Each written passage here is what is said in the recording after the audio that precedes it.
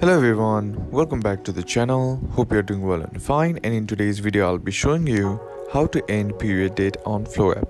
So without wasting any time, let's just jump right on the video and make sure to watch this video till the end and follow the steps as well. So in order to do this, what you need to do is head over to your Flow app, and once you're there, be sure to be logged into your account, and then be sure to log in your period date as well. Now once you have done with that, in order to set a end period date on Flow app, what you need to do is simply tap on this profile icon on the top left corner of the screen, and once you do that, here you'll be sent to your settings page.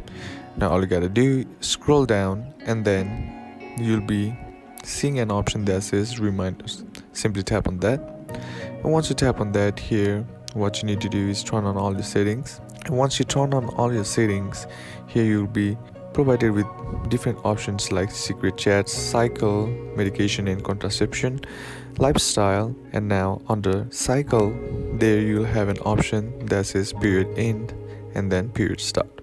Now what you need to do is simply tap on the period end option, and then once you turn it on, there you'll be able to set the date and then time, assuming when your period will stop.